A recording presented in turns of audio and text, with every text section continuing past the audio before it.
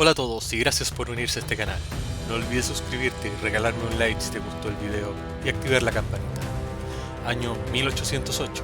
Napoleón penetra en España con sus tropas, autorizado por el rey Carlos IV, en una operación conjunta franco-española de castigo a Portugal para obligarlo a unirse al bloqueo continental. Sin embargo, pronto quedará en evidencia que esta incursión no solo busca la invasión de Portugal. Ante el comportamiento cada vez más hostil de las tropas francesas, el rey comienza los preparativos para su fuga a Cádiz, para luego embarcarse con su corte a Nueva España. Sin embargo, esta acción se ve impedida por el motín de Aranjuez, que obliga al rey a aceptar el auxilio de Napoleón, que le permite refugiarse en la ciudad fronteriza de Bayona. Ya con el rey y el príncipe Fernando de Asturias en su poder, Napoleón los obliga a abdicar en favor de su hermano mayor, José Bonaparte, lo que hace estallar una cruenta guerra civil en toda la península ibérica. En 1810, producto del asedio de la ciudad, se convoca a las Cortes de Cádiz, que redactarán una nueva constitución progresista para España, en nombre del legítimo rey Fernando VII.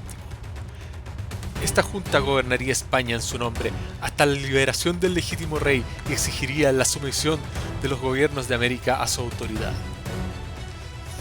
España no es solo la península ibérica, también abarca prácticamente toda América y el archipiélago de las Filipinas. Sin embargo, la captura del rey representa un jaque mate para la administración del imperio, cuya estructura comenzará a resquebrajarse.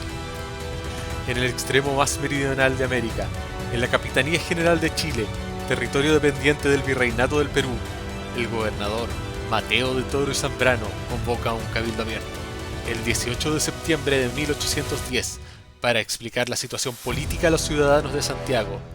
En este cabildo se elige una junta provisoria de gobierno que tomaría el control del territorio en nombre del legítimo rey Fernando VII y gobernaría en su nombre bajo la autoridad de las Cortes de Cádiz y respondiendo al virrey.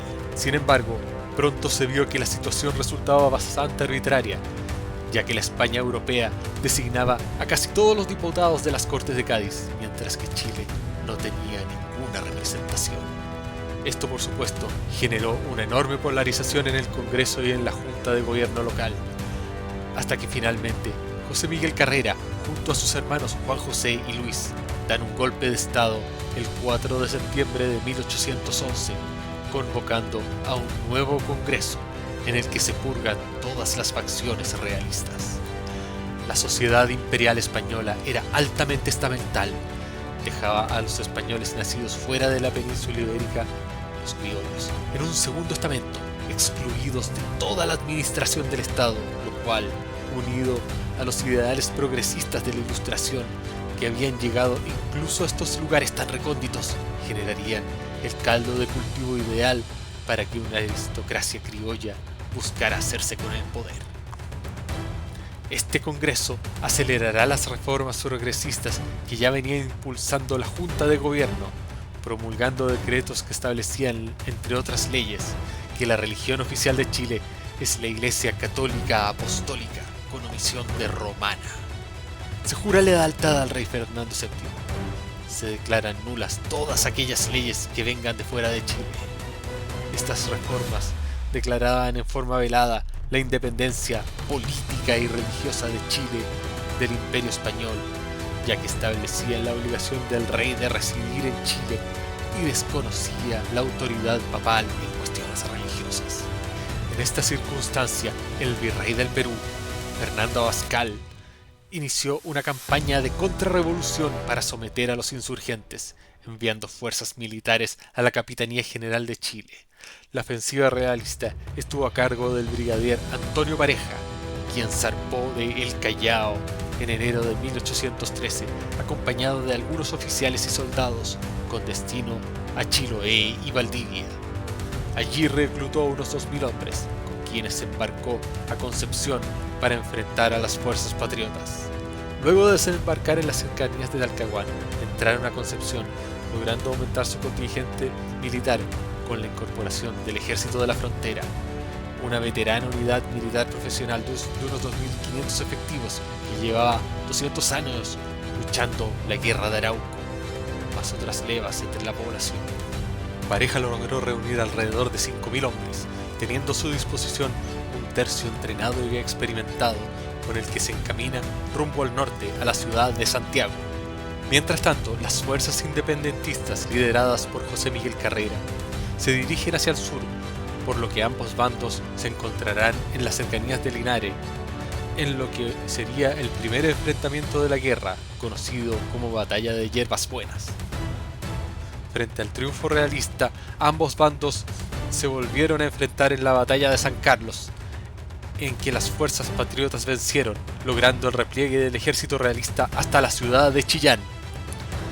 Tras el sitio de Chillán impuesto por Carrera, los españoles consiguieron debilitar a los patriotas, quienes evitaron la derrota gracias a la intervención del coronel Bernardo O'Higgins en el Roble, y a una grave enfermedad de Pareja que obligó a los realistas a retroceder hasta Concepción. Tras la muerte de Antonio Pareja, y luego de sucederlo Juan Francisco Sánchez, el virrey Abascal envió un nuevo contingente desde el Perú en enero de 1814, bajo la comandancia del brigadier Gavino Gainza. Este desembarcó en Concepción y retomó el avance hacia Santiago, pero fue detenido cerca de Talca por acciones combinadas de O'Higgins y el general Juan Maquena. En esta instancia, ambos bandos suscribieron el 3 de mayo de 1814 el Tratado de Lircay.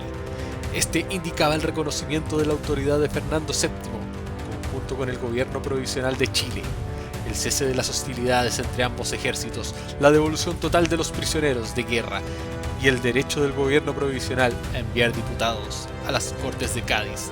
El virrey Abascal comisionó al general Mariano Osorio para reiniciar las acciones. Osorio llegó a Concepción en agosto de 1814, envió cartas al gobierno provisional desconociendo el Tratado de Lircay y exigiendo la sumisión, para luego iniciar un nuevo avance realista hacia el norte. Luego de intensas campañas militares durante el último año, el bando independentista se encontraba dividido, ya que O'Higgins, al mando de parte del ejército, desconocía la autoridad de Carrera. Finalmente, O'Higgins y Carrera llegaron a un entendimiento, viendo que la situación no estaba para rencillas personales. Con el ejército de Osorio al norte del río Maule, la situación se volvía cada vez más apremiante para la defensa de Santiago. Osorio contaba con 5.000 hombres bastante más disciplinados que los patriotas chilenos, que apenas contaban con 4.000 hombres escasamente entrenados. Los planes de defensa eran variopintos. José Miguel Carrera quería establecer una línea defensiva en Angostura, al más puro estilo de la batalla de las Termópilas, obviando el detalle de que existen rutas alternativas como la Cuesta de Chada y la ruta de la Laguna de Aculeo. O'Higgins quería organizar una línea defensiva en el río Cachapoal, replegándose a Rancagua y luego hasta Maipú.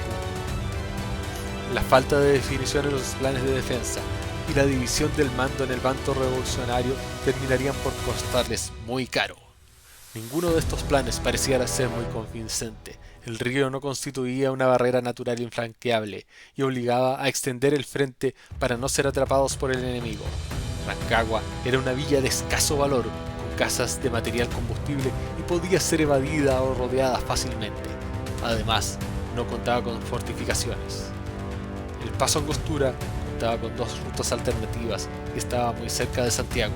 Y finalmente, el llano de Maipú no presentaba ventajas defensivas para el ejército local.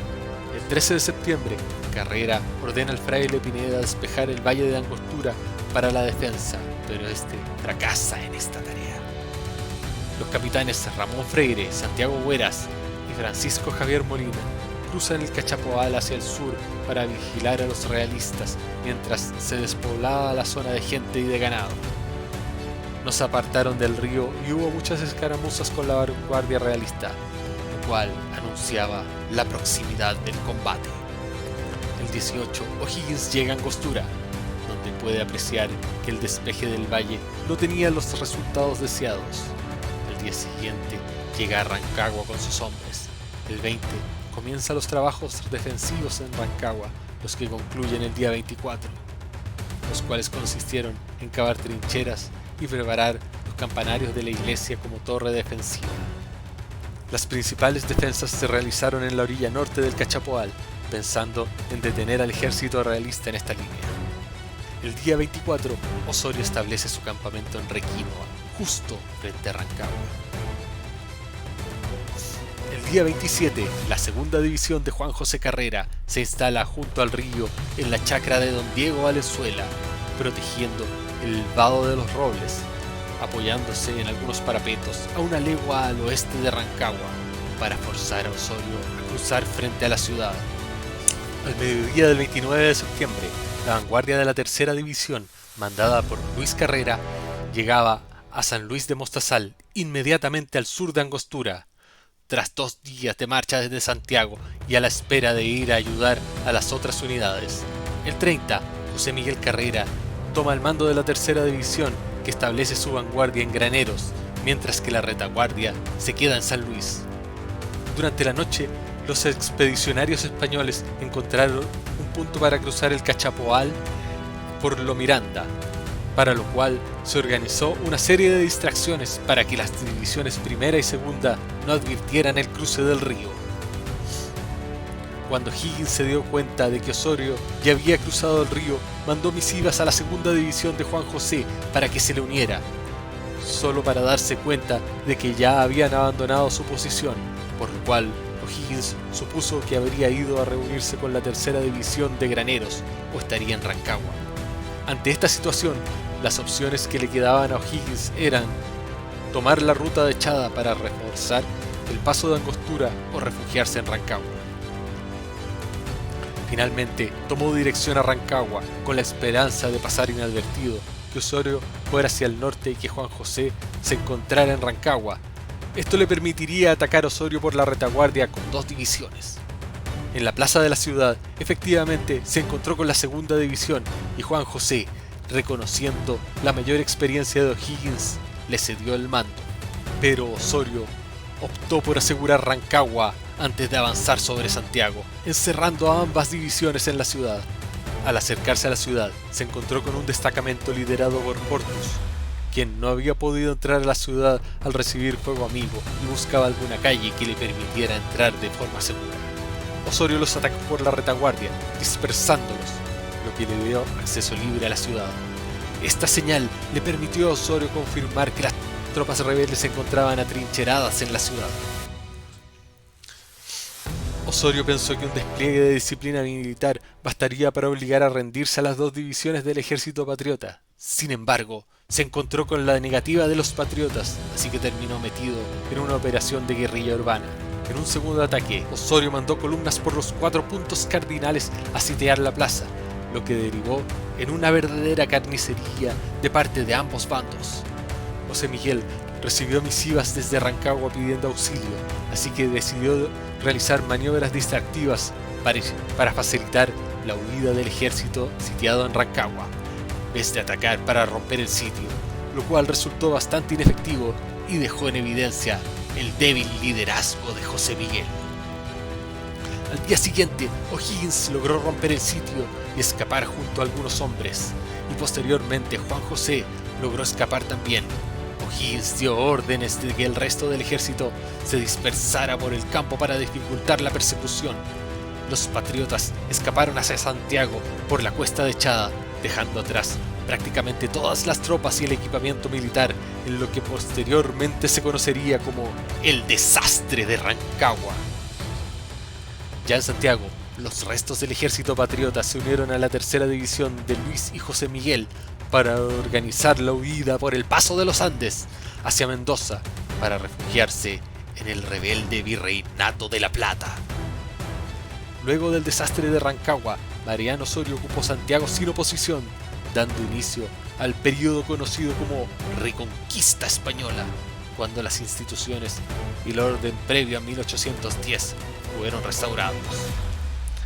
Ha sido un gusto contar con tu atención. No te olvides de suscribirte y regalarme un like. Producir este video ha sido mucho trabajo. Tu apoyo me anima a hacer nuevas entregas sobre la historia